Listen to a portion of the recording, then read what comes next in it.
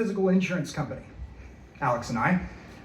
And when we write together, we write metaphysical insurance adjustment reports. Like you do. Like you do. You have to lean in with me. This is the Delphic Oracle, Metaphysical Insurance Claim 0075 by Lancelot Chaubert and Alexander Sirkman. Yeah, is that better? Exactly. Better if it's Chaubert, Sirkman. Scoobert. Sherbert. Here we go. Every year prior to the year in question, the city-state of Oracle Hill had a birth rate of 0 due to a populace of monks and nuns. But in the year of our Delphic Oracle 3034, the birth rate grew to 1. The mother was a virgin nun. The child, a complication. As you know, an immediate filing by someone for payout to the Pontificate and Council of Blue Jays for our accidental virgin birth insurance policy required our investigation report and adjustment. But all that in mind, we delivered it to you, James. I know it's your cousin and all we're talking about here, but I mean you asked particularly because of that anonymous enrollment and anonymous filing in a rather recent and obscure department within Oracle Hill. This is what we found. At the end of the day, we too merely hoped to save money for our burgeoning insurance float. Mind you, prior to our involvement, the insurance industry had gone the way of all things in the actualization station since the war. The structure of civil society might have shattered, but we're doing our darndest to bring insurance back in full force. At least in a metaphysical way. And some submissions require inspection for proof of payout. Our specialty is the weirder sort of case involved in the actualization station. Accidental life after death insurance. Leaky umbrella insurance. Multiple cured cancers that keep manifesting as uncured cancers insurance. I'm completely healthy and have no tragedies, but may one day long to die and taste the sweet, sweet tang of the abyss insurance. Life by stabbing insurance. Death by conception insurance. Or the related and ever popular inconvenient orgasm insurance. Immunity from pre-existing immunocompromised insurance. Forged death, forged life, forged forgery, kind of a caper thing, that. Death by forged, life by forged, and forged, more of a blacksmith thing, that. Oh, and of course, forged ago, our forged fathers. Anyway. Seems they moved the hill since last time. You were here. Well, remember once I showed up on that jutting headland by this fruitless sea? Then the first flush of your manhood, your rich dark hair waving about you, purple robe on your strong shoulders. This hoodie? This hair? Right, rich purple hoodie, your strong shoulders, lovely yellowish locks. Yeah, red. Strong? Strong. Well, East Oceanian pirates. You know, on a well-floored timber tub, miserable doom with the world's wine-stained bathtub ahead of us. It was mostly about them. What did they do? Well, they kind of grabbed me. You know, sneak attack. Yeah! Made these goofy signals to one another. Anyone could read right through them. They still grabbed me. Why? Well, they thought I was some sort of son of some heaven-teated lord with me. Yeah, that didn't hold. Nah. What, they want to sell you or something? Yep. I said, opening up a warehouse-sized bag full of my brother's hyper-spicy dried fish snacks. Lance wrinkled his nose, accepting one to try. Helmsman really got onto them for it once the bonds fell. He said something like, "Madmen, what god have you bound so strong?" or something like that. He didn't think the ship could carry me. That dummy, you're just a man. What did you do? Well, I made it rain fragrant sweet wine, sort of heavenly smell. Vine on the mainsail twisting about the mast, heavy fruited, lovely piece of work. Pirates saw it, half begged me to make landfall. Yeah, so you just went along with that? Yeah, I may have not. You didn't. Well, you only get a good chance to turn into a lion only a few times in our profession. So yeah, I roared. The bear? Well, yeah, I may have also summoned that one great shaggy bear I favor, complete with the dingleberry dreadlocks. They all crowded the far end and leapt into the sea. And then you left them alone? Took a sip of my coffee, set it down, out of scene where it spilled all over the red drapes between Declan's from the last story. I may have turned them all into, dolphins. What? Well, I left them a prophecy. I promised it would get better. Alex! So yeah, there's a bunch of dolphins swimming around Oracle Hill who probably remember their former lives as pirates, sapience being what it isn't. I didn't think much about it until now. Why does that matter? Well, I think that's why they moved the whole hill. Alex and Lance walked up to the edge of Pier 3, and they poked their heads over the edge. There floated a dolphin, waiting patiently. Oop. Hello, James. Mr. Chaubert. Mr. Sirkman. Crap. He speaks narrative. Oh no. You summoned us here for an insurance adjustment report? Dolphin clicked a whole bunch in rapid succession and nodded, as well as flippers in a Delphic body could. Yes, he said. I need you to fill out the claim and put it on paper. Sealed. Sincerely, Monsieur le Seigneur. Got it. Why? Why I care doesn't matter. Didn't you fill out paperwork for a policy here for an accidental virgin birth? Alex pulled out his well-loved soft leathern briefcase, put out the file in question, flipped a couple of pages in his well-ordered files, and looked up. We had one, but the only thing we have is this region, this city-state represented. We don't have a name for the policyholder. We don't even have a name for the filer. Yes, but a celibate nun is pregnant. Alex and Lance looked at each other. Lance looked back at the dolphin. Are you sure? Check the birth rates for Oracle Hill this year. Lance pulled out a gilded gyro compass and checked. The compass spoke. It had the voice of a dragon, surrounded by books. The birth rate for Oracle Hill during the current year in your local space-time coordinates is 0. And the year before, the dolphin asked? Lance went to open his mouth. Folks, never hijack his compass. 0. The dolphin opened his mouth. Lance cut it off. Have there ever been births here? Not yet, the compass said, and then sarcastically added, Do you expect a positive birth rate from a bunch of eunuchs and celibate nuns? Well, what do you know? You're just a compass. No, I'm not. You should know that of all people. And I'm sure they're all celibate. Ooh, naughty, naughty. Well, can dolphins shrug, especially when surrounded by so much seaweed in the place where their shoulders should have gone? I doubt it. Otherwise, why would we show up? To prove it wasn't a virgin who conceived, we do like keeping our insurance flows uncashed. Does the filer, is it listed or maybe a snitch? Nope. Who's the beneficiary? Good question. Rifled through the papers, the backlog of text deeper and deeper. Oh, found it. Looks like the Pontiffs and Blue Jays and Abysses. Of Oracle Hill? Yes? Is it possible that Oracle Hill took out the policy anonymously in case they ever had a nun go rogue and get pregnant? Yes, but then they'd have to prove it was a virgin birth. Or cover up the guy who got her pregnant? Or kill him. We looking at a murder here? Oh, Gosh, that would be awful. Lance wondered, looking at it all standing out that way, so many ossified sandcastles in the bare sky, whether it would be better to just file the report and be done with it, or if it would be better to truly uncover who took out the policy in the first place and why. He had a hunch that both were the same man or group of men, but couldn't quite figure out which of these folks to worry about the most. They might not be the same person. I'm leaning towards finding the filer. Snitches get stitches. or maybe they get us the info we need to prove it. Just some nun that had suppressed desires. Repression isn't a thing. Depression from overindulgence is. Good thing neither of us knows anything about that. It's about 30 degrees o'clock. Let's go meet this lady and shoot for the filer. Not the one who snitched, not the one who benefits, but whoever took out the policy in the first place. Why not? Alex went up to the first contemplative he could find, standing between the Blessed Sacrament, and said, Excuse me, sir. I don't mean to divert your devout.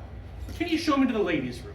The monk, whose eyes had been closed and back rigid with kneeling and went wide-eyed and backslapped, arms spread in shock. He doesn't mean restroom. He means the room of ladies doing whatever it is you're doing. Particularly midwives. Looked at Lance. The monk came back to full consciousness and speak. Why would Oracle have, he'll have a birthing award? Ignore that. Where are the nuns gathered? Which ones? The monk asked. Lance thought for a moment. The odds of a virgin birth from a menopausal woman, a barren womb rejoicing at the same time as having some sort of miraculous conception, sans man, seemed thin, though possible. It seemed to him, however, that this wasn't the sort of story he and Alex were in the middle of, or that their authorial persons per se weren't in the business of telling in the present. The younger nuns, he said, the youngest of the bunch, but full nuns. The monk squeezed together his eyebrows skeptically and then said, well, if you follow this hall, you'll come to an exit. If you turn left, you'll leave this conjunction of abbey and cloister. But if, the monk continued doggedly, you pass around the shared fountain, the one with the mosaic around its pool, and the two angels riding dolphins, you'll come to an identical ingress to the egress you left. Here is the cloister for the younger nuns, led in fact by some elders. Though why you would want this information makes me think I should tell my abbot. Trust us. I don't. Okay, but I'm going to tell you anyway. I don't plan anything nefarious. We simply need to ask a few questions to protect a young woman. I flinched because that wasn't entirely true. The monk looked to them both and couldn't quite parse the nuanced conflict between them. Instead, he said, I'll give you an hour, at least, before I make up my mind whether to tell him or not. Fair. Let's go. After half and half again so many eternal purgations, a door opened to reveal the nastiest old crone of a woman.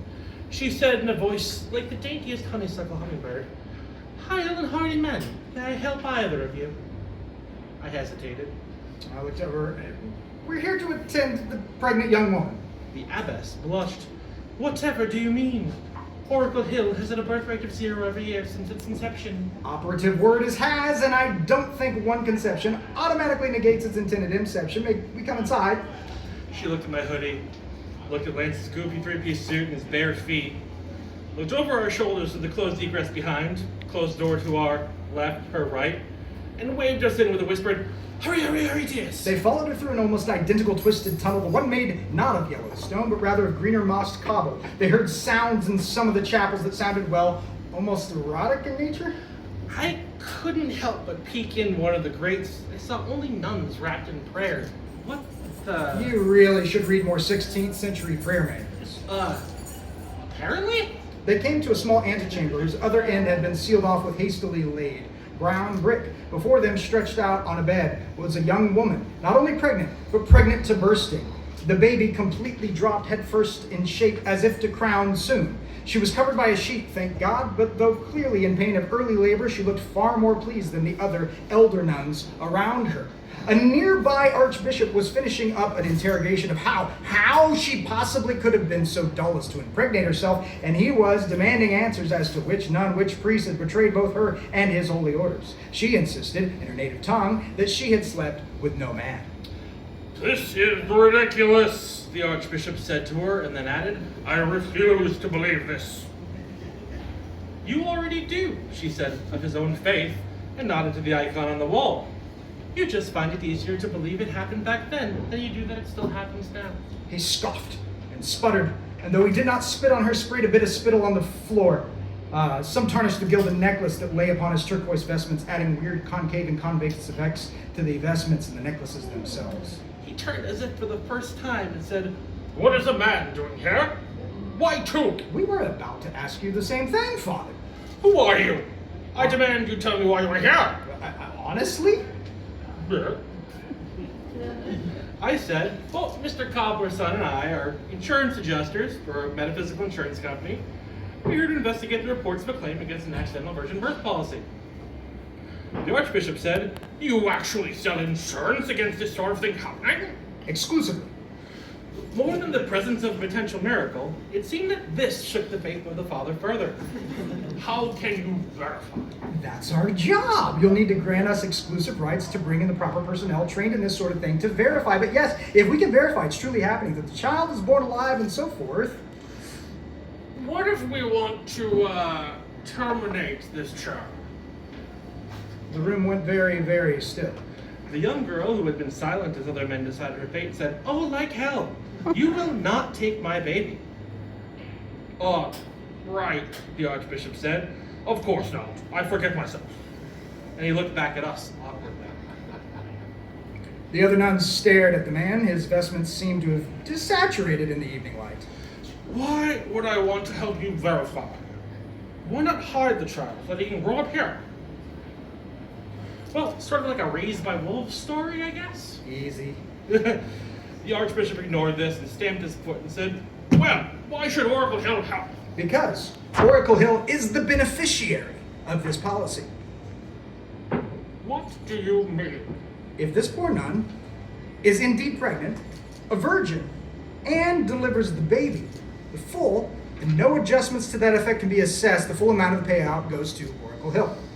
If word of this gets out, it could damage us 10 times over. How much are we talking? An order of magnitude. Order of magnitude of what? Oracle Hills. He stopped dead. The room went rather still. The nuns looked at each other. Him, he, them. They all looked at the two insurance adjusters. He said, excuse me, but do you expect me to believe you'll pay 10 full values of the city-state of Oracle Hill? A city-state several millennia in the making and preserving? Correct? How? Whatever currency you prefer, we play in dollars, euro, plumbum, narrative arcs. No, I mean, how could you possibly have that much money? That's inconceivable. We have a rather large insurance float. That a payout of that size meant absolutely nothing to this insurance man shook the Abbot's faith further, or perhaps even expanded it. He looked out the window to where a mysterious starling landed, the bird, extinct in almost every timeline and habitat in the vale where the station startled him. He looked back and said, what do you need?